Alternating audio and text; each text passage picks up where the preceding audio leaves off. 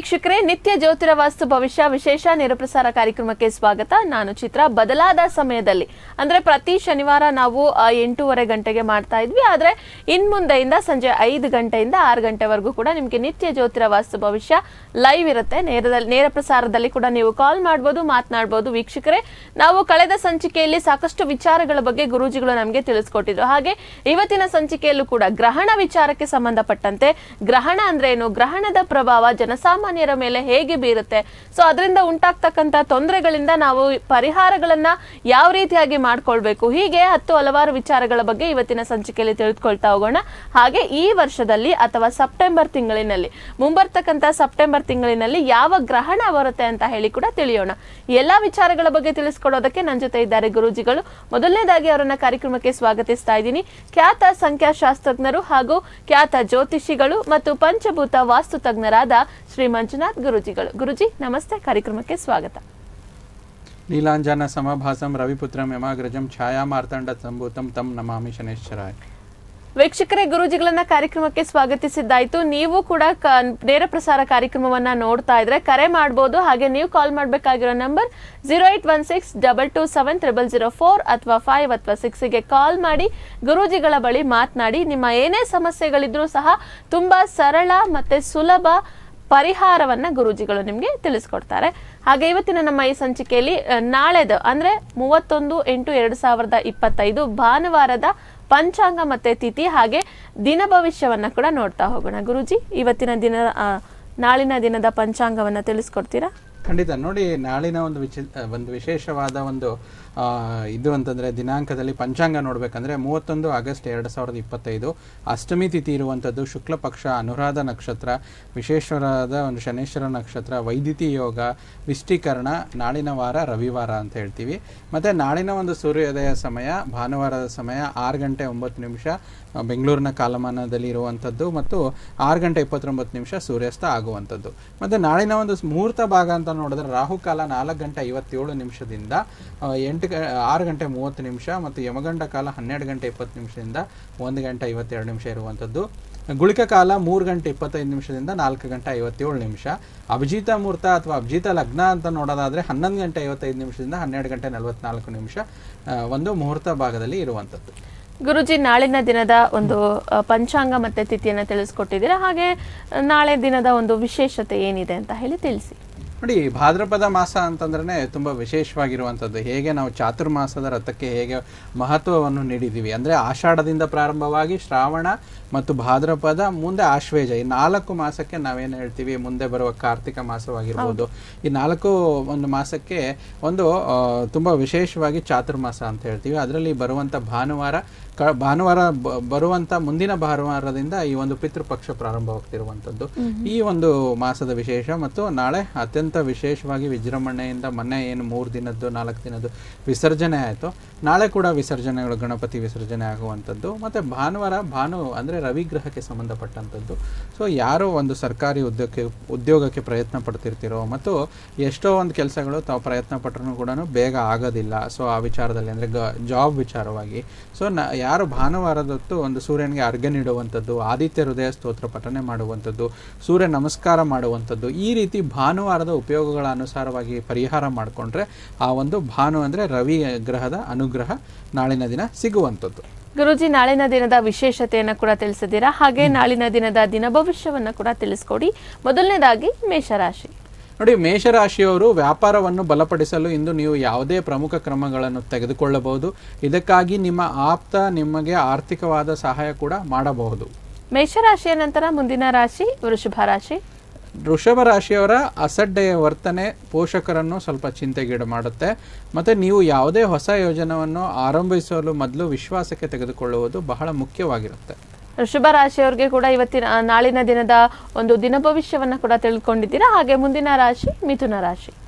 ರಾಶಿಯವರಿಗೆ ಇವತ್ತಿನ ದಿನ ಅಂದರೆ ಭಾನುವಾರದ ದಿನ ಖಂಡಿತವಾಗಿ ಒಂದು ಆರ್ಥಿಕ ವೃದ್ಧಿ ಆಗುವಂಥದ್ದು ಮತ್ತು ಅದೇ ಸಮಯದಲ್ಲಿ ಸ್ವಲ್ಪ ಖರ್ಚು ಕೂಡ ಜಾಸ್ತಿ ಇರುವಂಥದ್ದು. ಅನಿರೀಕ್ಷಿತ ಅತಿಥಿಗಳು ನಿಮಗೆ ಸಂಜೆ ಮನೆಯಲ್ಲಿ ಬಂದು ಸೇರುವಂಥದ್ದು ಒಂದು ಆಶ್ಚರ್ಯಚಕಿತವಾಗಿರುವಂಥ ವಿಚಾರ. ಮಿಥುನ ರಾಶಿಯವರಿಗೆ ಗುರುಜಿ ನಾಳಿನ ದಿನದ ಮಟ್ಟಿಗೆ ಏನಾದರೂ ಪರಿಹಾರ ಕ್ರಮ ತಿಳಿಸ್ಕೊಡ್ತೀರಾ? ನೋಡಿ, ಆದಷ್ಟು ರಾಶಾಧಿಪತಿ ಮಂತ್ರ ಯಾವುದೇ ಪರಿಹಾರ ಭಾಗವಾಗಿ ನೋಡಿದ್ರೆ ರಾಶಾಧಿಪತಿಯ ಮಂತ್ರ ಅಂತ ಹೇಳ್ತೀವಿ. ಮಿಥುನ ರಾಶಿಯ ಅಧಿಪತಿಯ ಬುಧನ ಮಂತ್ರ ಓಂ ನಮೋ ಭಗವತೆ ವಾಸುದೇವಾಯ ಅಂತ 108 ಬಾರಿ ಜಪ ಮಾಡಿ ದಿನನಿತ್ಯ ಸ್ನಾನ ಇತ್ಯಾದಿ ಕರ್ಮಗಳು ಮುಗಿಸಿದ ನಂತರ ಹೊರಡೋದ್ರಿಂದ ಏನಾದರೂ ಅಡ್ಡಿ ಆತಂಕಗಳಿದ್ರೂ ಕೂಡ ದೂರವಾಗುತ್ತೆ. ಮಿಥುನ ರಾಶಿಯವರು ಕೂಡ ನಾಳಿನ ವಿಚಾರಕ್ಕೆ ಸಂಬಂಧಪಟ್ಟಂತೆ ಈ ಪರಿಹಾರ ಕ್ರಮವನ್ನ ಮಾಡ್ಕೊಳ್ಳಿ ಅಂತ ತಿಳಿಸ್ತಾ ಮುಂದಿನ ರಾಶಿ ಕರ್ಕಾಟಕ ರಾಶಿ. ಮಹಿಳಾ ಸಹೋದ್ಯೋಗಿಗಳ ತುಂಬು ಬೆಂಬಲ ನಿಮಗೆ ನೀಡ್ತಾರೆ. ಬಾಕಿ ಇರುವ ಕೆಲಸಗಳನ್ನು ಮುಗಿಸಲು ನಿಮಗೆ ಸಹಾಯ ಕೂಡ ಸಿಗುವಂಥದ್ದು. ಗುರೂಜಿ ಒಬ್ರು ಕಾಲರ್ ಇದ್ದಾರೆ, ಅವರನ್ನ ಮಾತಾಡಿಸಿದ ನಂತರ ಮುಂದಿನ ರಾಶಿ ಬಗ್ಗೆ ತಿಳ್ಕೊಳ್ತಾ ಹೋಗೋಣ. ಹಲೋ ಹಲೋ ಮಾತಾಡಿ. ನಮಸ್ತೆ. ನಮಸ್ತೆ. ನಮಸ್ತೆ, ಕೇಳಿಸ್ತಿದ್ಯಾ? ಕೇಳಿಸ್ತಿದೆ, ಹೇಳಿ ಮೇಡಮ್ ಅವರೇ. ನಿಮ್ ಹೆಸರು ಹೇಳಿ. ನಮ್ಮ ಹೆಸರು ಜಯಮ್ಮ ಅಂತ. ಜಯಮ್ಮ, ಎಲ್ಲಿಂದ ಕಾಲ್ ಮಾಡ್ತಾ ಇದ್ದೀರಾ? ನಾವು ಇಲ್ಲಿ ಉಪ್ಪಾರಳ್ಳಿಯಿಂದಾನೆ. ಓಕೆ, ಯಾರ ಬಗ್ಗೆ ಕೇಳ್ಬೇಕಿತ್ತು ಜಯಮ್ಮ? ಇದು ಮಧುಕುಮಾರ್ ಅಂತ. ಯಾರ ಬಗ್ಗೆ ಕೇಳ್ಬೇಕಿತ್ತು? ಮಧುಕುಮಾರ್ ಅಂತ. ಮಧುಕುಮಾರ್ ಏನಾಗ್ಬೇಕು ನಿಮ್ಗೆ? ಅವರು ಅವ್ರ ಮಗ ಆಗ್ಬೇಕು ಮೇಡಮ್ ಅವರೇ. ಓಕೆ, ಅವರು ಹುಟ್ಟಿರುವಂತಹ ಜನ್ಮ ದಿನಾಂಕ, ಜನ್ಮ ಸ್ಥಳ ತಿಳಿಸಿ. ಅವ್ರು ಹುಟ್ಟಿರುವಂತ ಜನ್ಮ ದಿನಾಂಕವನ್ನ ತಿಳಿಸಿ. ಅವ್ರದ್ದು ಹುಟ್ಟಿದ್ದು 93 3ನೇ ತಿಂಗಳು 3ನೇ ತಾರೀಕು. 3/3/93. ಓಕೆ, ಜನ್ಮ ಸಮಯ? ಸಮಯ ಮಂಗಳವಾರ ಸಾಯಂಕಾಲ 6:30. ಓಕೆ, ಹೇಳಿ ಜಯಮ್ಮ ಅವ್ರೆ, ಏನ್ ಪ್ರಶ್ನೆ ಇತ್ತು ಮಗನ ಬಗ್ಗೆ? ಮಗನ್ ಮದ್ವೆ ವಿಷಯಕ್ಕೆ. ಹಾ ಮದ್ವೆ ಪ್ರಯತ್ನ ಪಡ್ತಿದ್ದೀರಾ ಈಗ? ಹ್ಞೂ ಸರ್, ಇದ್ ಮಾಡ್ತಾ ಇದೀವಿ, ಎಲ್ಲೂ ಹುಡುಗಿ ಸಿಕ್ತಿಲ್ಲ. ಸ್ವಲ್ಪ ಪ್ರಾಬ್ಲಮ್ ಜಾಸ್ತಿ ಆಗ್ತೈತೆ ಅವ್ರಿಗೆ. 3/3/93 ಅಲ್ವಾ? ಹಾ, ಸಾಯಂಕಾಲ 6. ಸಿಂಹರಾಶಿ. ಸಿಂಹ ರಾಶಿ ಬರುತ್ತೆ. ಸಾಯಂಕಾಲ 6:30. 6:30. ನೋಡಿ, ಸಪ್ತಮದಲ್ಲಿ ಸೂರ್ಯ ಬುಧ ಇದ್ದಾರೆ. ಏನಾದ್ರೂ ಸರ್ಪದೋಷದ ಸ್ವಲ್ಪ ಪರಿಹಾರ ಏನಾದ್ರೂ ಮಾಡಿಸಿದ್ರಾ? ಇಲ್ಲ ಸರ್, ಅದ್ ಮಾಡ್ಸಿ.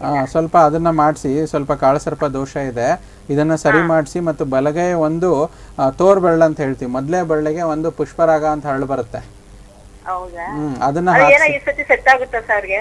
ಸೆಟ್ ಆಗುತ್ತೆ. ಇವೆರಡು ಪರಿಹಾರ ಮಾಡಿಸಿ, ಸರ್ಪದೋಷದ್ದು ಮತ್ತೆ ಇದೊಂದು ಪುಷ್ಪರಾಗ ಮಾಡಿದ್ರೆ ಇನ್ನು ಕಾರ್ತಿಕ ಮಾಸದಲ್ಲಿ ಮದುವೆ ಸೆಟ್ ಆಗಂತ ಯೋಗ ಇದೆ. ಹೌದಾ? ಅದನ್ನ ಮಾಡಿಸಿ. ಸರ್, ಇನ್ನೊಂದು ಅವ್ರಿಗೆ ಜಮೀನನ್ ಬೇರೆ ಇದ್ ಮಾಡ್ಬೇಕಾಗಿತ್ತು, ಅದಕ್ಕೆ. ಏನ್ ಸಮಸ್ಯೆ ಇದೆ ಜಮೀನಿಂದು? ಅವ್ರ ಜಮೀನಂದು ನಮ್ದು ಬರುತ್ತೆ ಉಂಟು ಸರ್, ಊರ್ ಕಡೆದು. ಯಾರ ಹೆಸರಲ್ಲಿದೆ? ಅದು ಯಜಮಾನ್ರದ್ದು ಸರ್, ಯಜಮಾನ್ರದ್ದು. ಅದು ಭಾಗ ಆಗಿ ಬರ್ಬೇಕಾ? ಏನು ಕೋರ್ಟ್ ಇದ್ರಲ್ಲಿ ಇದೆನಾ? ಸೊ ಜಮೀನ್ ವಿಚಾರದಲ್ಲಿ ನೋಡಿದ್ರೆ ಮಗನ್ ಜಾತಕ ಪ್ರಕಾರ ಕುಜ ಬಲವಾಗಿದೆ. ಜಾತಕದಲ್ಲಿ ಕುಜ ಮತ್ತೆ ಚಂದ್ರ ಇರೋದ್ರಿಂದ ಸ್ವಲ್ಪ ನಿಧಾನ ಆಗುತ್ತೆ. ಬಟ್ ಮಾರ್ಚ್ ನಂತರ, ಮುಂದಿನ ವರ್ಷ ಮಾರ್ಚ್ ನಂತರ ಜಮೀನಿಂದ ಅನುಕೂಲ ಆಗುತ್ತೆ, ಬರುತ್ತೆ. ಹೌದಾ ಸರ್? ತುಂಬಾ ಧನ್ಯವಾದಗಳು. ಒಳ್ಳೇದಾಗುತ್ತೆ. ಥ್ಯಾಂಕ್ ಯು ಜಯಮ್ಮ, ಕರೆ ಮಾಡಿದ್ದಕ್ಕಾಗಿ ಧನ್ಯವಾದಗಳು. ನಿಮ್ಮ ಒಂದು ಪ್ರಶ್ನೆ ಏನಿದೆ ಅದನ್ನ ಗುರೂಜಿಗಳ ಬಳಿ ತಿಳಿಸಿ, ಅದಕ್ಕೆ ಒಂದು ಪರಿಹಾರ ಕ್ರಮವನ್ನ ಕೂಡ ತಿಳಿಸ್ಕೊಟ್ಟಿದ್ದಾರೆ. ಮಾಡ್ಕೊಳ್ಳಿ, ಒಳ್ಳೇದಾಗ್ಲಿ ಅಂತ ಹೇಳ್ತಾ ಗುರೂಜಿ, ನಾವು ಮಿಥುನ ರಾಶಿಯವರಿಗೆ ದಿನ ಭವಿಷ್ಯವನ್ನ ತಿಳ್ಕೊಂಡಿದ್ವಿ. ಕರ್ಕಾಟಕ ರಾಶಿಯವರಿಗೆ ನಾಳಿನ ದಿನ ಭವಿಷ್ಯ ಏನಿದೆ ತಿಳಿಸಿ. ನೋಡಿ, ಕರ್ಕಾಟಕ ರಾಶಿಯವರಿಗೆ ಭಾನುವಾರದ ದಿನ ಭವಿಷ್ಯದ ವಿಚಾರವಾಗಿ ನೋಡೋದಾದ್ರೆ ಮಹಿಳಾ ಸಹೋದ್ಯೋಗಿಗಳು ನಿಮಗೆ ತುಂಬಾ ಬೆಂಬಲ ನೀಡ್ತಾರೆ. ಬಾಕಿ ಇರುವ ಕೆಲಸಗಳನ್ನು ಮುಗಿಸಲು ನಿಮಗೆ ಒಳ್ಳೆಯ ಸಹಾಯ ಇವತ್ತು ಸಿಗುವಂಥದ್ದು. ಕರ್ಕಾಟಕ ರಾಶಿಯ ನಂತರ ಮುಂದಿನ ರಾಶಿ ಸಿಂಹ ರಾಶಿ.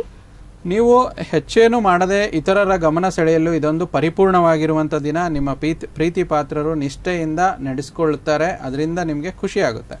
ಸಿಂಹ ರಾಶಿಯ ನಂತರ ಮುಂದಿನ ರಾಶಿ ಕನ್ಯಾ ರಾಶಿ. ನೋಡಿ, ಕನ್ಯಾ ರಾಶಿಯವರು ಈ ಭಾನುವಾರದೊತ್ತು ಎಲ್ಲ ಕೆಲಸಗಳನ್ನು ಹೊರತುಪಡಿಸಿ ಬಾಲ್ಯದಲ್ಲಿ ನೀವು ಮಾಡಲು ಇಷ್ಟಪಟ್ಟ ಕೆಲಸಗಳನ್ನು ಇವತ್ತು ನೀವು ಮಾಡ್ತೀರಾ. ಅದರಿಂದ ನಿಮ್ಮ ಮನಸ್ಸಿಗೆ ಖುಷಿ ಉಲ್ಲಾಸ ಆಗುವಂಥದ್ದು. ಕನ್ಯಾ ರಾಶಿಯ ವಿಚಾರಕ್ಕೆ ಸಂಬಂಧಪಟ್ಟಂತೆ ನಾಳೆ ಭಾನುವಾರದ ದಿನ ಭವಿಷ್ಯ ಹೇಗಿದೆ ಅಂತ ಹೇಳಿ ತಿಳಿದುಕೊಂಡ್ವಿ. ಹಾಗೆ ಮುಂದಿನ ರಾಶಿ ತುಲಾ ರಾಶಿ. ಒಂದು ಅಚ್ಚರಿಯನ್ನು ಯೋಜಿಸಿ ಮತ್ತು ಇದನ್ನು ನಿಮ್ಮ ಜೀವನದ ಅತ್ಯಂತ ಸುಂದರ ದಿನವನ್ನಾಗಿ ಮಾಡಿಕೊಳ್ಳಿ. ತುಲಾ ರಾಶಿಯ ನಂತರ ಮುಂದಿನ ರಾಶಿ ವೃಶ್ಚಿಕ ರಾಶಿ. ನೀವು ಪ್ರಯಾಣದ ಆಲೋಚನೆಗಳು ಮತ್ತು ಹಿಂದಿನ ಕನಸಿನಲ್ಲಿ ಇವತ್ತು ಕಳೆದು ಹೋಗ್ತೀರಾ. ಹೊಸ ಪಾಲುದಾರಿಕೆ ಇಂದು ನಿಮಗೆ ಭರವಸೆಯಿಂದ ಕೂಡಿರುವಂಥದ್ದು. ವೃಶ್ಚಿಕ ರಾಶಿಯವರ ವಿಚಾರಕ್ಕೆ ಸಂಬಂಧಪಟ್ಟಂತೆ ನಾಳಿನ ದಿನದ ಭವಿಷ್ಯವನ್ನ ಕೂಡ ತಿಳಿದುಕೊಂಡಿದ್ದಾಯ್ತು. ಮುಂದಿನ ರಾಶಿ ಧನುರ್ ರಾಶಿ. ಕೋಪವನ್ನು ನಿಯಂತ್ರಣದಲ್ಲಿಟ್ಕೊಳ್ಳೋದು ಕಲಿಬೇಕು ಮತ್ತು ಈ ದಿನ ನಿಮಗೆ ಒಂದು ಒತ್ತಡ ಸಹಿತವಾಗಿರುವಂಥ ದಿನ. ಆದಷ್ಟು ಆರಾಮದಾಯಕವಾಗಿರಿ, ಖುಷಿಯಿಂದ ಇರ್ತೀರಾ. ಧನುರ್ ರಾಶಿಯವರಿಗೆ ನಾಳೆ ಸ್ವಲ್ಪ ಒತ್ತಡದ ದಿನ ಆದ್ರಿಂದ ಗುರುಜಿ, ಒತ್ತಡದಿಂದ ಹೊರ ಬರೋದಕ್ಕೆ ಅವ್ರಿಗೆ ಏನಾದರೂ ಪರಿಹಾರ ಕ್ರಮವನ್ನ ತಿಳಿಸ್ತೀರಾ, ಹೇಗೆ? ನೋಡಿ, ಆದಷ್ಟು ಸಾಧ್ಯವಾದಷ್ಟು ಬೊಗ್ಸೆಯಷ್ಟು ಗೋಧಿಯನ್ನು ನಿಮ್ಮ ಮನೆ ಹತ್ತಿರ ಇರುವಂಥ ಸೂರ್ಯನಾರಾಯಣ ದೇವಸ್ಥಾನಕ್ಕೆ ಕೊಡುವಂಥದ್ದು, ಅಥವಾ ನಿಮ್ಮ ಮನೆಗೆ ಹತ್ತಿರ ಯಾವುದೇ ದೇವಸ್ಥಾನ ಇದ್ದರೂ ಸೂರ್ಯ ಭಗವಾನರ ಮುಂದೆ ಒಂದಿಷ್ಟು ಬೊಗಸೆಯಷ್ಟು ಗೋಧಿಯನ್ನೇ ಕೊಟ್ಟು ಬರುವಂಥದ್ದು ಇದು ಅವರಿಗೆ ಪರಿಹಾರ ಭಾಗವಾಗಿ ಕೆಲಸ ಮಾಡುತ್ತೆ. ಧನು ರಾಶಿಯವರು ಕೂಡ ಇದನ್ನ ನಾಳಿನ ದಿನದ ಮಟ್ಟಿಗೆ ಮಾಡ್ಕೊಳ್ಳಿ ಅಂತ ತಿಳಿಸ್ತಾ ಮುಂದಿನ ರಾಶಿ ಮಕರ ರಾಶಿ. ಇಂದು ವ್ಯಾಪಾರದಲ್ಲಿ ಉತ್ತಮ ಲಾಭವನ್ನು ಗಳಿಸುವ ಸಾಧ್ಯತೆ ಜಾಸ್ತಿ ಇದೆ ಮತ್ತು ಈ ಭಾನುವಾರದಂದು ನಿಮ್ಮ ವ್ಯಾಪಾರಕ್ಕೆ ಹೊಸ ಎತ್ತರವನ್ನು ಕೂಡ ಇವತ್ತು ನೀಡುವಂಥದ್ದು. ಮಕರ ರಾಶಿಯ ವಿಚಾರಕ್ಕೆ ಸಂಬಂಧಪಟ್ಟಂತೆ ದಿನ ಭವಿಷ್ಯವನ್ನ ಕೂಡ ತಿಳಿದುಕೊಂಡ್ವಿ. ಇನ್ನು ಮುಂದಿನ ರಾಶಿ ಕುಂಭ ರಾಶಿ. ನೋಡಿ, ಕುಂಭ ರಾಶಿಯವರು ಭಾನುವಾರ ವಿಶೇಷವಾಗಿ ಎಚ್ಚರಿಕೆಯಿಂದ ಇರಬೇಕು. ವಸ್ತುಗಳ ಬಗ್ಗೆ ಅಸಡ್ಡೆ ಡೇ ಮಾಡೋದಲ್ಲಿ ಏನಾಗುತ್ತೆ, ಅದರ ವಸ್ತುಗಳ ಕಳ್ಳತನ ಆಗಬಹುದು. ಇದರಿಂದ ನಿಮಗೆ ಸ್ವಲ್ಪ ವಿವಾದಗಳು ಆಗುವಂಥದ್ದು ಜಾಸ್ತಿ ಇರುತ್ತೆ. ಮುಂದಿನ ಹಾಗೂ ಕೊನೆಯ ರಾಶಿ ಮೀನ ರಾಶಿ. ನಿಮ್ಮ ನಾಯಕತ್ವದ ಗುಣಗಳು ಮತ್ತು ಜನರ ಅವಶ್ಯಕತೆಗಳ ಬಗ್ಗೆ ಇವತ್ತು ನೀವು ಸಂವೇದನೆಯನ್ನು ಹೊಂದಿರ್ತೀರಾ. ನಿಮ್ಮ ನೈಜ ಗುಣವನ್ನು ವ್ಯಕ್ತಪಡಿಸುವ, ಆಕಾಂಕ್ಷೆಯನ್ನು ತಿಳಿಸುವ ಮತ್ತು ದೊಡ್ಡ ಸಹಾಯಗಳನ್ನು ಪಡೆಯುವಂಥ ಒಂದು ಶುಭ ದಿನವಾಗಿರುವಂಥದ್ದು. ವೀಕ್ಷಕರೇ, ಇಲ್ಲಿಗೆ ನಾಳಿನ ದಿನದ ರಾಶಿ ಭವಿಷ್ಯ ಹೇಗಿದೆ ಅಂತ ಹೇಳಿ ಕೂಡ ತಿಳಿದುಕೊಂಡಿದ್ದಾಯ್ತು. ಇಲ್ಲಿಗೆ ದಿನ ಭವಿಷ್ಯ ಮುಕ್ತಾಯ ಆಗಿದೆ. ನೀವು ಕೂಡ ಸ್ಕ್ರೀನ್ ಮೇಲೆ ಡಿಸ್ಪ್ಲೇ ಆಗ್ತಾ ಇರೋ ನಂಬರ್ಗೆ ಕಾಲ್ ಮಾಡ್ಬೋದು. ನೀವು ಕಾಲ್ ಮಾಡಬೇಕಾಗಿರೋ ನಂಬರ್ ಕೂಡ ಡಿಸ್ಪ್ಲೇ ಆಗ್ತಾ ಇದೆ 0816227004 ಅಥವಾ 5 ಅಥವಾ 6ಗೆ ಕಾಲ್ ಮಾಡಿ ಗುರೂಜಿಗಳ ಬಳಿ ಮಾತನಾಡಿ ನಿಮ್ಮ ಯಾವುದೇ ಸಮಸ್ಯೆಗಳಿದ್ರೂ ಸಹ ಅದನ್ನ ನೀವು ತಿಳಿಸಿ, ಹಾಗೆ ಸರಳ ಮತ್ತೆ ಸುಲಭ ಪರಿಹಾರ ಕ್ರಮಗಳನ್ನ ತಿಳಿಸ್ಕೊಡ್ತಾರೆ ಗುರೂಜಿಗಳು. ಗುರೂಜಿ, ಇವತ್ತಿನ ನಮ್ಮ ಸಂಚಿಕೆಯಲ್ಲಿ ನಾನು ಆಗ್ಲೇ ಹೇಳಿದೆ, ಈ ವರ್ಷ ಅಥವಾ ಮುಂದಿನ ತಿಂಗಳಲ್ಲಿ ಬರ್ತಕ್ಕಂಥ ಗ್ರಹಣ ಯಾವುದು, ಅದರ ಒಂದು ಪ್ರಭಾವ ಯಾವ ರೀತಿಯಾಗಿ ಬೀರುತ್ತೆ, ಯಾವ ರಾಶಿ ನಕ್ಷತ್ರದವ್ರಿಗೆ ಅದರ ಪ್ರಭಾವ ಹೆಚ್ಚಾಗಿರುತ್ತೆ ಅಂತ ಹೇಳಿ ಮೊದಲನೇದಾಗಿ ನಮ್ಮ ವೀಕ್ಷಕರಿಗೆ ತಿಳಿಸ್ಕೊಡಿ. ಗ್ರಹಣ ಅಂದ್ರೆ ಏನು, ಯಾವೆಲ್ಲ ರೀತಿ ಇರುತ್ತೆ, ಇದು ಖಗೋಳ ಶಾಸ್ತ್ರದ ವಿಚಾರವಾಗಿ ಹೇಗೆ ಜರುಗುತ್ತೆ ಅನ್ನೋದ್ರ ಬಗ್ಗೆ ತಿಳಿಸ್ಕೊಡ್ಬೋದಾ ಅಂತ. ನೋಡಿ, ಯಾವುದೇ ಗ್ರಹಣಕ್ಕೂ ಸೂರ್ಯಗ್ರಹಣ ಆಗಿರ್ಬೋದು, ಚಂದ್ರಗ್ರಹಣ ಆಗಿರ್ಬೋದು, ನಾವು ಜ್ಯೋತಿಷ್ ಶಾಸ್ತ್ರದ ಪ್ರಕಾರದಲ್ಲಿ ಸರ್ವೇ ಸಾಮಾನ್ಯವಾಗಿ ನೋಡಿರ್ತೀವಿ. ಸ್ವಲ್ಪ ವೈಜ್ಞಾನಿಕ ಹಿನ್ನೆಲೆ ನೋಡಬೇಕಂದ್ರೆ ಗ್ರಹಣವು ಒಂದು ಭಾಗ್ಯಾಕಾಶದ ಒಂದು ವಸ್ತು ಮತ್ತು ಅದರ ನೆರಳಿನಲ್ಲಿ ಚಲಿಸುವಾಗ ಉಂಟಾಗುವ ಒಂದು ಖಗೋಳಶಾಸ್ತ್ರೀಯವಾಗಿರುವಂಥ ಘಟನೆ ಆಗಿರುವಂಥದ್ದು. ಅಂದರೆ ಆಕಾಶಕಾಯ ನಾವೇನೋ ನೋಡ್ತೀವಿ, ಕಣ್ಣಿಗೆ ಕಾಣುವಂಥ ಮೇಲೆ ಆಕಾಶಕಾಯದಲ್ಲಿ ನೆರಳಿನಿಂದ ಅಂಶಿಕವಾಗಿರುವಂಥದ್ದು ಇಲ್ಲಿ ಪೂರ್ಣವಾಗಿ ಅಸ್ಪಷ್ಟ ಅಂತ ಹೇಳ್ತೀವಿ. ಮತ್ತು ಸೌರಮಂಡಲದಂತಹ ಒಂದು ತಾರಾಮಂಡಲದಲ್ಲಿ ಗ್ರಹಣ ಉಂಟಾದಾಗ ಒಂದು ಬಗೆಯ ಸಂಯೋಗ, ಅಂದರೆ ಒಂದೇ ರೇಖೆಯಲ್ಲಿ ಒಂದಕ್ಕಿಂತ ಜಾಸ್ತಿ ಗ್ರಹಗಳು ಬರುವಂಥದ್ದು. ಯಾಕಂದರೆ ಅದು ಗುರುತ್ವಾಕರ್ಷಣೆ ಶಕ್ತಿಯಿಂದ ಆಗುವಂಥದ್ದು. ಇಲ್ಲಿ ಗ್ರಹಣ ಪದವು ಹಲವು ವೇಳೆ, ಅಂದರೆ ಒಂದು ಸೂರ್ಯಗ್ರಹಣ ಆಗಿರ್ಬೋದು, ಅಂದರೆ ಚಂದ್ರನ ನೆರಳು ಭೂಮಿ ಮೇಲೆ ಹಾದು ಹೋಗೋ ಘಟನೆ ಸೂರ್ಯಗ್ರಹಣಕ್ಕೆ, ಅಥವಾ ಚಂದ್ರಗ್ರಹಣ ಅಂದರೆ ಚಂದ್ರನ ಒಂದು ಭೂಮಿಯ ನೆರಳಿನಲ್ಲಿ ಚಲಿಸುವ ಘಟನೆ. ಇದನ್ನು ನಾವು ಖಗೋಳಶಾಸ್ತ್ರ ವಿಚಾರವಾಗಿ ನೋಡ್ತೀವಿ. ಮತ್ತು ಈ ಗ್ರಹಣಗಳಲ್ಲಿ ಹಲವಾರು ವಿಧಗಳು ಬರುತ್ತೆ. ಅಂದರೆ ಅದರ ಅರ್ಥ ಏನು ಅಂತಂದರೆ, ಒಂದು ಅರೆ ನೆರಳಿನ ಗ್ರಹಣ ಅಂತ ಹೇಳ್ತೀವಿ, ಅಂದರೆ ಭೂಮಿಯ ದಟ್ಟ ಭಾಗವನ್ನು ಮುಟ್ಟದೆ ಚಂದ್ರ ಹೊರಗಡೆ ಬರುವಂಥದ್ದು. ಎರಡನೇ ಗ್ರಹಣ ಪಾರ್ಶ್ವಗ್ರಹಣ ಅಂತ ಹೇಳ್ತೀವಿ, ಅಂದರೆ ಅರೆ ನೆರಳಿನ ಗ್ರಹಣ ಅಂದರೆ ಹೋಗಿ ದಟ್ಟ ನೆರಳಿನ ಕಡೆ ಬರುವಂಥದ್ದು. ಮತ್ತೆ ಪೂರ್ಣ ಗ್ರಹಣ ಅಂತ ಹೇಳ್ತೀವಿ, ಅಂದ್ರೆ ದಟ್ಟ ನೆರಳಿನ ಮಧ್ಯೆ ಅಂಚಿನಲ್ಲಿ ಪೂರ್ತಿಯಾಗಿ ಮುಳುಗಿ ಹೊರಗಡೆ ಬರುವಂಥದ್ದು. ಈ ರೀತಿ 3 ತರಹದ ಗ್ರಹಣಗಳು ಬರುವಂಥದ್ದು ಖಗೋಳಶಾಸ್ತ್ರದ ವಿಚಾರ. ಗುರುಜಿ, ಇನ್ನು ಕೂಡ ಮುಂದುವರೆದು ನೋಡೋದಾದ್ರೆ ಗ್ರಹಣದ ವಿಧಗಳು ಮತ್ತೆ ಅದರ ಹಂತಗಳು ಮತ್ತೆ ಜ್ಯೋತಿಷ್ಯ ಶಾಸ್ತ್ರದ ಸಂಬಂಧದ ವಿಚಾರವಾಗಿ ಯಾವ ರೀತಿಯಾಗಿ ಅದನ್ನ ವಿವರಿಸಬಹುದು ಅಂತ ಹೇಳಿ. ನೋಡಿ, ಪ್ರಮುಖವಾಗಿ ಗ್ರಹಣಗಳಲ್ಲಿ ಎರಡು ವಿಧವಾದ ಗ್ರಹಣಗಳು ಸಂಭವಿಸುವಂಥದ್ದು. ಅಂದರೆ ವಾರ್ಷಿಕವಾಗಿ ಸೂರ್ಯಗ್ರಹಣವಾಗಿರ್ಬೋದು, ಚಂದ್ರಗ್ರಹಣವಾಗಿರ್ಬೋದು, ಇದು ಬಹಳ ಪ್ರಮುಖವಾಗಿರುವಂಥದ್ದು. ಅದರಲ್ಲಿ ಸೂರ್ಯಗ್ರಹಣದ ವಿಚಾರವಾಗಿ ನೋಡಬೇಕಾದ್ರೆ ಭೂಮಿ ಸ್ವಂತ ಅಕ್ಷಯದ ಸುತ್ತ ಆವರಿಸುತ್ತಾ ಸೂರ್ಯನ ಸುತ್ತ ಪರಿಭ್ರಮಿಸುತ್ತಾ ಇದು ಒಂದು ಅಪರಕಾಯವನ್ನು ಸೃಷ್ಟಿಸುವಂಥದ್ದು. ಮತ್ತು ಚಂದ್ರನ ಒಂದು ಹತ್ತಿರ ಸುತ್ತುತ್ತಾ ಆವರ್ತಿಸುತ್ತಾ ಮತ್ತು ಭೂಮಿಯ ಸುತ್ತ ಪರಿಭ್ರಮಿಸುತ್ತಾ ಇರುವಂಥದ್ದು ಇನ್ನೊಂದು ಅಪರಕಾಯ ಅಂತ ಹೇಳ್ತೀವಿ. ಹೀಗೆ ಸೂರ್ಯ ಮತ್ತು ಭೂಮಿಯ ನಡುವೆ ಚಂದ್ರ ಬಂದು ಸೂರ್ಯನ ಬಿಂಬವನ್ನು ತಡೆಯುವುದಂಥದ್ದೇ ಸೂರ್ಯಗ್ರಹಣ. ಮತ್ತು ಸೂರ್ಯಗ್ರಹಣದಲ್ಲೇ ಕೂಡ 4 ವಿಧಗಳು ಬರುತ್ತೆ. ಅದರಲ್ಲಿ ಯಾವ್ಯಾವು ಅಂದರೆ, ಒಂದು ಪೂರ್ಣ ಸೂರ್ಯಗ್ರಹಣ ಅಂತ ಹೇಳ್ತೀವಿ, ಮತ್ತು ಭಾಗಶಃ ಸೂರ್ಯಗ್ರಹಣ ಅಂತ ಹೇಳ್ತೀವಿ, ಕಂಕಣ ಸೂರ್ಯಗ್ರಹಣ ಅಂತ ಹೇಳ್ತೀವಿ, ಮತ್ತು ಸಂಕರ ಸೂರ್ಯಗ್ರಹಣ ಅಂತ ಹೇಳ್ತೀವಿ. ಅಂದರೆ ಸಾಮಾನ್ಯವಾಗಿ ಅಮಾವಾಸ್ಯೆಗಳಲ್ಲಿ ಸೂರ್ಯಗ್ರಹಣವಾಗುವಂಥದ್ದು ನಮ್ಮ ಜ್ಯೋತಿಷ್ ಶಾಸ್ತ್ರದ ಪ್ರಕಾರ. ಇದರಲ್ಲಿ ವೈಜ್ಞಾನಿಕ ಹಿನ್ನೆಲೆ ಕೂಡ ಇರುವಂಥದ್ದು. ಮತ್ತೆ ನಮ್ಮ ಜ್ಯೋತಿಷ ಶಾಸ್ತ್ರದ ಪ್ರಕಾರ ತಾವು ಕೇಳ್ದಂಗೆ ಸೂರ್ಯಗ್ರಹಣ ಅಂದರೆ ರಾಹುವಿನಿಂದ ಸಮ ಡಿಗ್ರಿಯಲ್ಲಿ ಸೂರ್ಯಗ್ರಹ ಬಂದಾಗ ರಾಹುಗ್ರಸ್ತ ಸೂರ್ಯಗ್ರಹಣ ಆಗುತ್ತೆ. ಆ ಸಮಯದಲ್ಲೇ ಗ್ರಹಣ ಸಂಭವಿಸುವಂಥದ್ದು. ಆವಾಗ ಅಂದರೆ ಆ ರಾಶಿಗೆ ಸಂಬಂಧಪಟ್ಟ ಹಾಗೆ ಪ್ರಭಾವ ಜಾಸ್ತಿ ಇರುತ್ತೆ. ಅಂದರೆ ಯಾವ ರಾಶಿಯಲ್ಲಿ ರಾಹು ಮತ್ತು ಸೂರ್ಯ ಗ್ರಹಣ ಆಗುತ್ತೋ ಅಲ್ಲಿ ಜಾಸ್ತಿ ಇರುತ್ತೆ. ರಾಹು ಸ್ಥಿತ ರಾಶಿಯಲ್ಲಿ ತುಂಬಾ ಪ್ರಭಾವ ಬೀರುತ್ತೆ. ಆದ್ರೆ ಜಾತಕದಲ್ಲಿ ಯಾರ ಜಾತಕದಲ್ಲಿ ಸೂರ್ಯ ರಾಹು ಒಂದೇ ಮನೇಲಿದ್ರೆ, ಅಂದ್ರೆ ಕೆಲವೊಬ್ರು ಏನಾಗುತ್ತೆ ಅಂದ್ರೆ ಗರ್ಭಿಣಿಯರು ಗ್ರಹಣದ ಸಮಯದಲ್ಲಿ ಇದು ಆದಾಗ, ಅವರಿಗೆ ಡೆಲಿವರಿ ಆದಾಗ, ಅಂದ್ರೆ ಮಗು ಹುಟ್ಟಿದಾಗ ಏನಾಗುತ್ತೆ, ಆ ಮಕ್ಕಳ ಜಾತಕದಲ್ಲಿ ಗ್ರಹಣ ಯೋಗ ಉಂಟಾಗುತ್ತೆ. ಸೊ ಆ ತರ ಆದಾಗ ಏನಾಗುತ್ತೆ, ಆ ಜಾತಕದಲ್ಲಿ ಹುಟ್ಟಿದಂತ ವ್ಯಕ್ತಿ ಆ ಮನೆಯಲ್ಲಿ ಸ್ವಲ್ಪ ಸಮಸ್ಯೆ ತಂದು ಕೊಡುತ್ತೆ. ಯಾರಿಗೆ? ತಂದೆಗೆ ಸಮಸ್ಯೆ ತಂದು ಕೊಡುತ್ತೆ. ಈ ರೀತಿ ಜಗಳ ವಿವಾದಗಳು ಮನೆಯಲ್ಲಿ ಜಾಸ್ತಿ ಆಗುತ್ತೆ.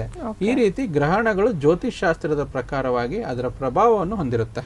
ಗುರುಜಿ, ಇನ್ನೂ ಕೂಡ ನೀವು ತಿಳಿಸಿದಾಗೆ ಸೂರ್ಯಗ್ರಹಣದ ಬಗ್ಗೆ ತಿಳಿಸ್ಕೊಟ್ರಿ. ಹಾಗೆ ಮುಂದುವರೆದು ನೋಡೋದಾದ್ರೆ ಚಂದ್ರಗ್ರಹಣ ಅಂದ್ರೇನು, ಅದು ಹೇಗೆ ಸಂಭವಿಸುತ್ತೆ, ಜೊತೆಗೆ ವೈಜ್ಞಾನಿಕ ಹಿನ್ನೆಲೆಯಲ್ಲಿ ನೋಡೋದಾದ್ರೆ ಜ್ಯೋತಿಷ್ಯದ ಪದ್ಧತಿಯಲ್ಲಿ ಇದರ ಒಂದು ಪ್ರಭಾವ ಎಷ್ಟರ ಮಟ್ಟಿಗೆ ಬೀರುತ್ತೆ ಅಂತ ಹೇಳಿ.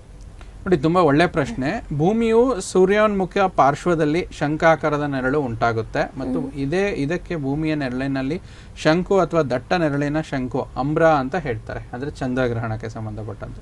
ಮತ್ತೆ ಖಗೋಳಶಾಸ್ತ್ರದ ಸಂಬಂಧಿತವಾಗಿ ಚಂದ್ರಗ್ರಹಣವು ಸೂರ್ಯ ಮತ್ತು ಚಂದ್ರನ ನಡುವೆ ಭೂಮಿ ಬಂದಾಗ ಚಂದ್ರ ಕಣ್ಮರೆ ಆಗ್ತಾರೆ. ಅದಕ್ಕೆ ಏನಾಗುತ್ತೆ, ಚಂದ್ರನ ಒಂದು ಗ್ರಹಣ ಸಂಭವಿಸುವಂಥದ್ದು. ಅಂದ್ರೆ ಇದು ಸಾಮಾನ್ಯವಾಗಿ ನಾವು ಹೇಗೆ ಸೂರ್ಯಗ್ರಹಣ ಅಮಾವಾಸ್ಯೆಗಳಲ್ಲಿ ಸಂಭವಿಸುತ್ತೆ ಅಂತ ಹೇಳಿದ್ವೋ, ಚಂದ್ರಗ್ರಹಣ ಸಂಭವಿಸುವಂಥದ್ದು ಹುಣ್ಣಿಮೆಗಳಲ್ಲಿ, ಸರಿನಾ? ಸೊ ಚಂದ್ರಗಳ ಗ್ರಹಣದಲ್ಲಿ ವಿಧಗಳನ್ನು ನೋಡಿದಾಗ ಅರೆ ನೆರಳಿನ ಗ್ರಹಣ ಅಂತ ಹೇಳ್ತೀವಿ. ಅಂದ್ರೆ ಭೂಮಿಯ ದಟ್ಟ ನೆರಳಿನ ಭಾಗವನ್ನು ಮುಟ್ಟದೆಯೇ ಚಂದ್ರ ಹೊರಗಡೆ ಬರುವಂಥದ್ದು. ಎರಡನೇದು ಪಾರ್ಶ್ವ ಗ್ರಹಣ ಅಂತ ಹೇಳ್ತೀವಿ. ಅಂದ್ರೆ ಅರೆ ನೆರಳಿನ ಮೂಲಕ ಹೋಗಿ ದಟ್ಟ ನೆರಳಿನ ಕೆಲ ಭಾಗವನ್ನು ಹಾದು ಹೊರಕ್ಕೆ ಬರುವಂಥದ್ದು.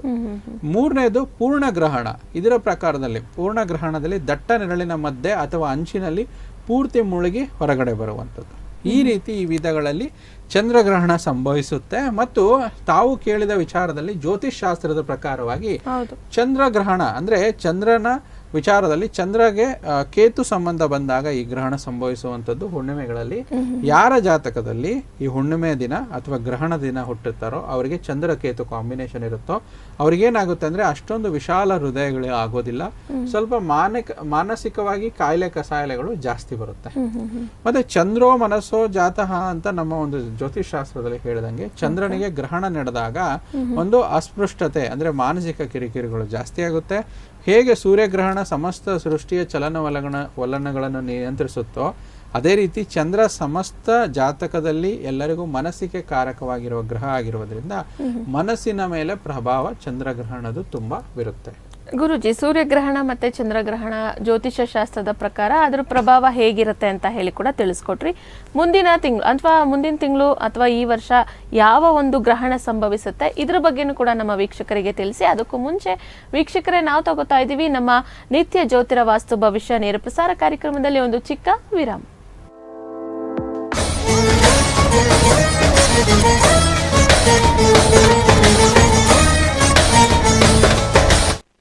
ಕಾರ್ಡ್ ಸ್ಟಾರ್ ಮತ್ತು ಹಾಟ್ ಸ್ಟಾರ್ ಕಾರ್ಪೊರೇಷನ್ ಅತಿ ಕಡಿಮೆ ದರದಲ್ಲಿ TV, speakers, infrared cooktop, washing machine, instant geyser, pressure washer, open well pump, LPG stove, air cooler, ಜನರೇಟರ್ಗಳು ದೊರೆಯುತ್ತದೆ.